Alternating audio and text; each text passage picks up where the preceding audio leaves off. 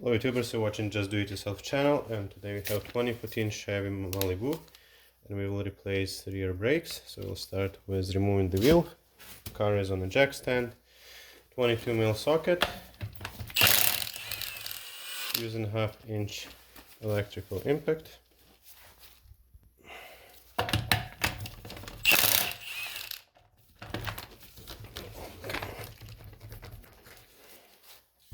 So next we will remove the wheel. Next we will remove caliper bolts. Those are 15mm, top and bottom. There's not much room for the impact, so same on the bottom.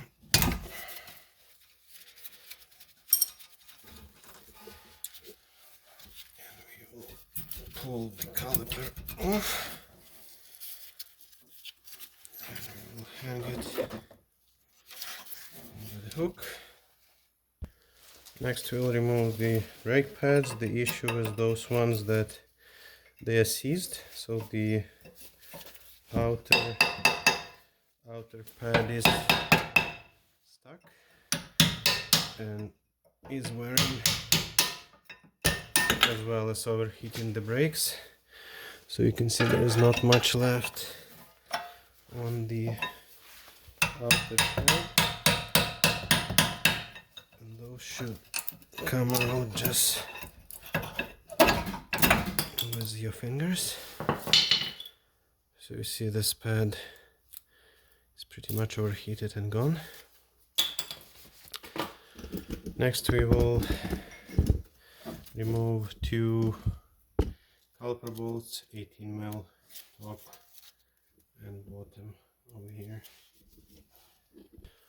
So for the top one, there is this control arm on the way, so we will just double a few wrenches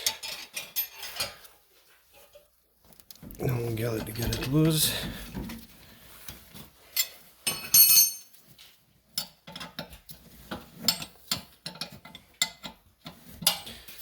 And I will leave all the links for parts and tools in the description. So we'll clean this caliper, we will replace those boots, we'll replace the pads. The rotor is still fine, so we will just grind the lip. So this bolt is kind of stuck in here. We will leave it there, we don't need it out. The bottom one we will work with the ratchet.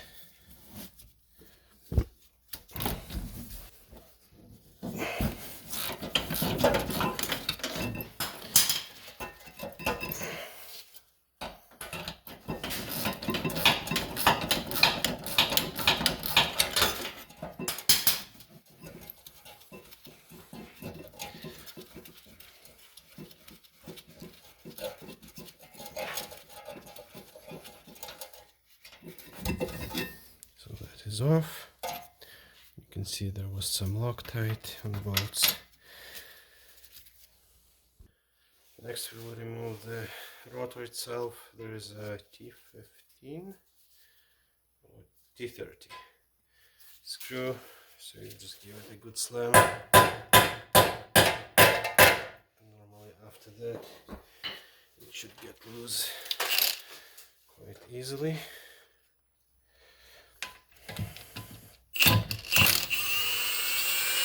Just like that.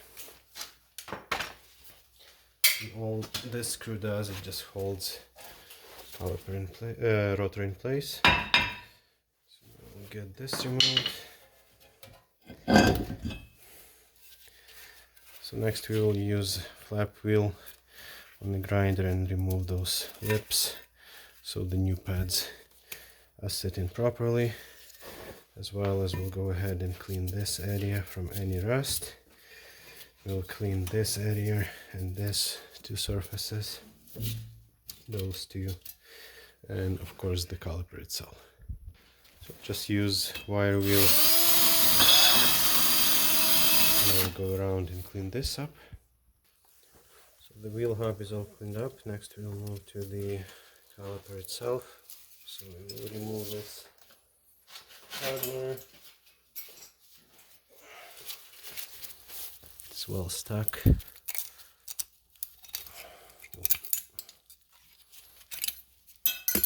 We'll be replacing this hardware too. The reason why the brake pads are stuck, the rust is building up under the hardware and compressing those pads in place so they don't return. So basically the goal right now is to clean those surfaces. We'll start with a wire brush and then we'll finish with the file. Those bigger rust chunks, you'll need to hammer those off, sometimes with the chisel. You just need to make sure that this is nice and flat, no big rust, no debris, as well as we'll replace those boots. Alright, so as I mentioned, right now we will take a file and file those surfaces down, just to make sure that it's all clean, bare metal, no rust build up. So that surface, this surface, this surface,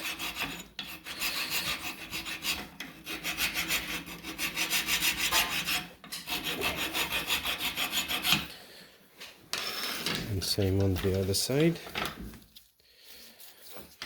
So that's the reason why that brake pad was stuck and was wearing on one side. Normally the rear one is wearing much faster because that's where the piston is and that's where the wear indicators are. This one was kind of opposite, which was weird, but one time we came to the garage and I could smell the overheated brakes and noticed that outer pad wore out completely. So another reason that could be is stuck sliding pin. This one are loose, so it's not an issue, though we will replace the boots.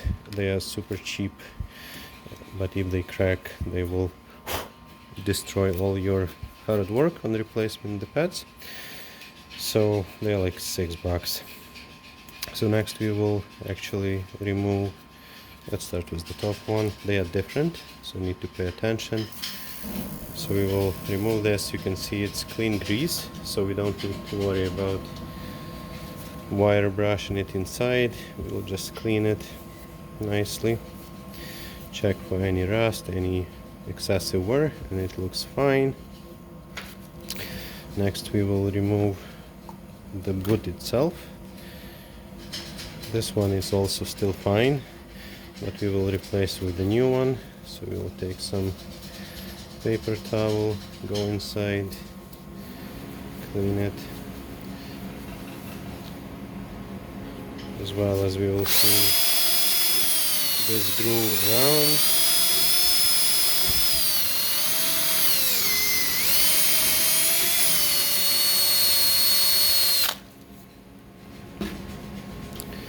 So next we will put some ceramic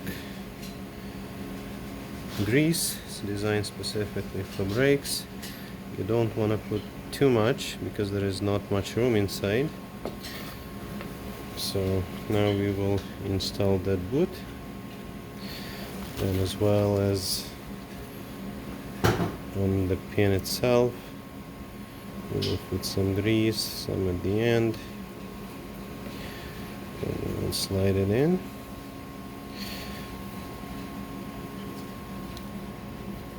And at this point you need to make sure that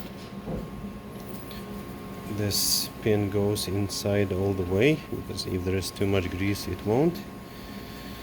So this one seems to be fine. We'll do the same to the bottom one. Also nice and clean. This one has kind of rubber bushing at the end. We will replace it too. It comes in a kit with the bushings.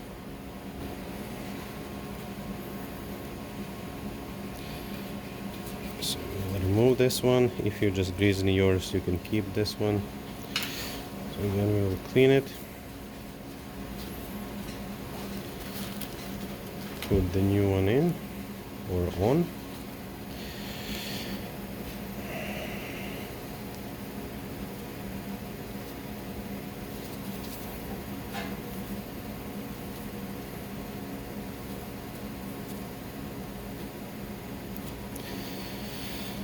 Like that. Then we will remove the boot itself, use some paper towel to clean out the old grease. I ran out of brake clean. Not the best way to do the brake job without the brake clean, but we need to work with what we have. So next, again, we put some grease inside. Don't go too crazy. We'll lubricate the pin itself.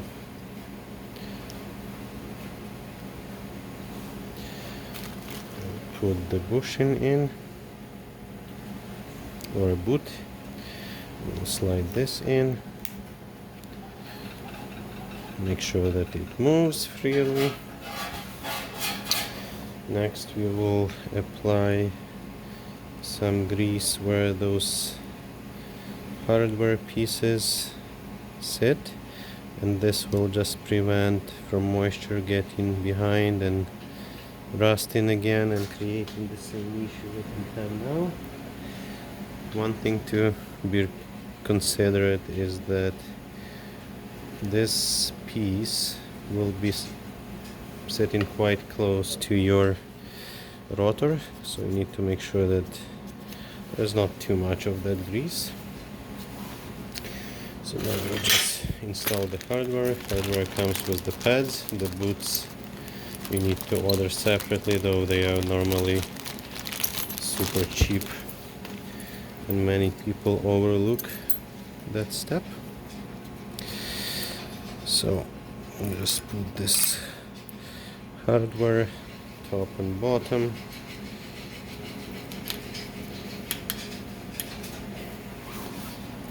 Another thing that you want to clean is this area where the caliper bracket is attached to the knuckle. And next we will put some grease on top of this hardware so the brake pads move on them nicely.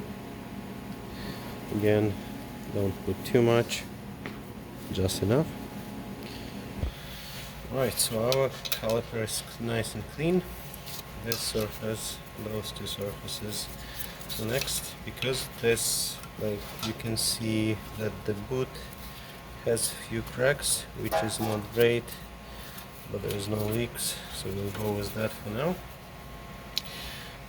One thing that this caliper has parking brake on its too, so if you use a C-clamp to push it in, it won't go. Instead, you will need to turn this inner piece clockwise to screw it in. Before we start doing that, you need to take a pick and just break the seal, because this piston is stuck to this rubber boot. So if you start spinning it, you will most likely destroy this boot. So you take a pick and you just break that seal all the way around. Now you can start spinning it. There's one thing to note: sometimes when you start doing this, and if you have special tool, awesome. If not, just needle nose pliers work. So we are spinning it, and I cannot tell yet, but seems like it's moving in. If it's not moving in, all you need to do, you put the C-clamp, you push it a little bit, it will go maybe like 1/8 of an inch, and then you start spinning it and it will start going in. So if you do this and After a few minutes you can see that your piston hasn't moved in.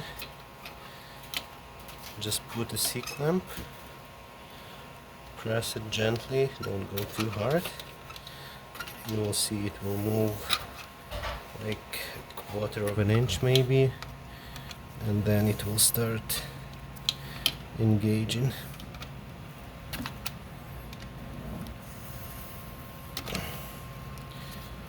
So this is getting close, so I will go until I can feel tons of resistance. Okay, so next, to prevent further corrosion, we will apply anti-seize on the wheel hub all the way around. We also have cleaned the rotor from the inside, so just tiny bit to cover the surface so the moisture doesn't get in and the rust is not building up. If there is too much rust, if it's not uneven, there will be tons of vibration when those brakes are applied. So we'll apply the anti-seize on the surface where it's touching.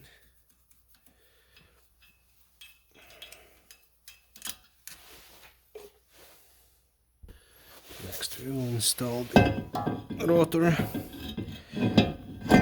Just need to pay attention where is this hole for the screw.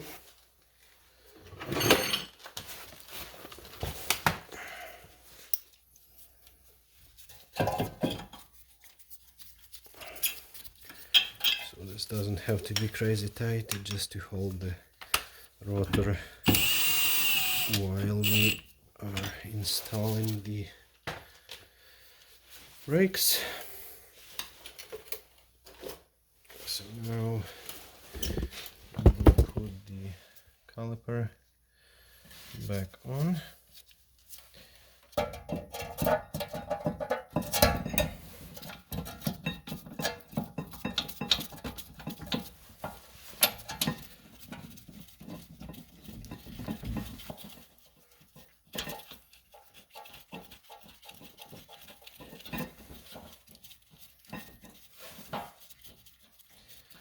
Those are 18 mil bolts. Okay, to torque those bolts you need to go 74 foot-pounds plus 60 degrees. We will do the bottom one, the top. The socket won't fit, but at least we will know. So this is 74. Then we need to do 60 degrees. We'll grab a bigger wrench. So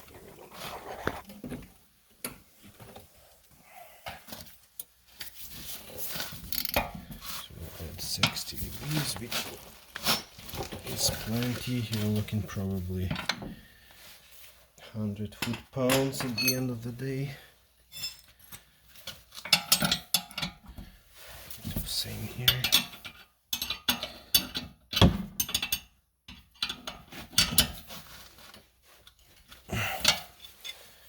Should be plenty.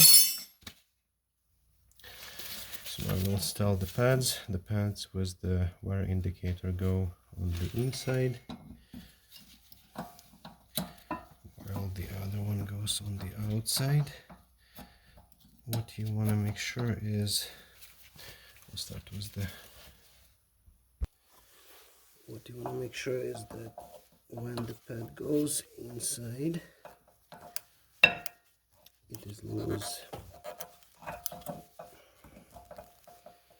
Might be tricky to get it initially in.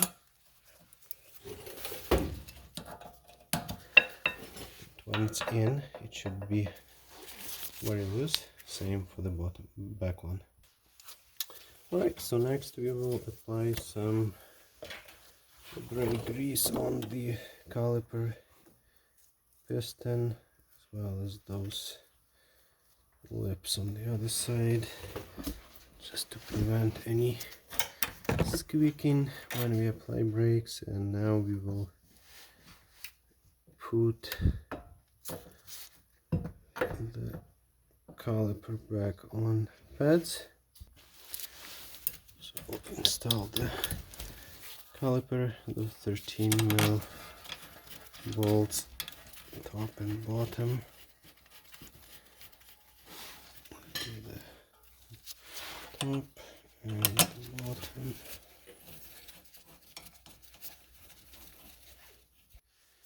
So for those bolts, we will do 20 foot-pounds plus 60 degrees. So that's 20.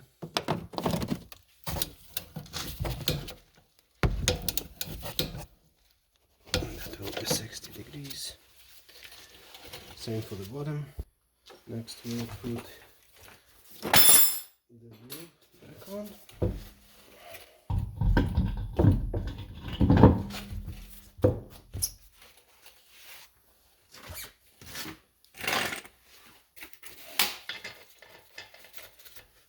Same 22mm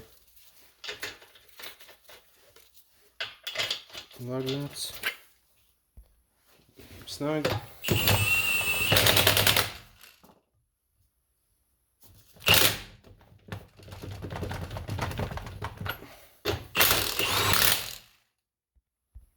Next we will torque it to 110 foot-pounds of torque.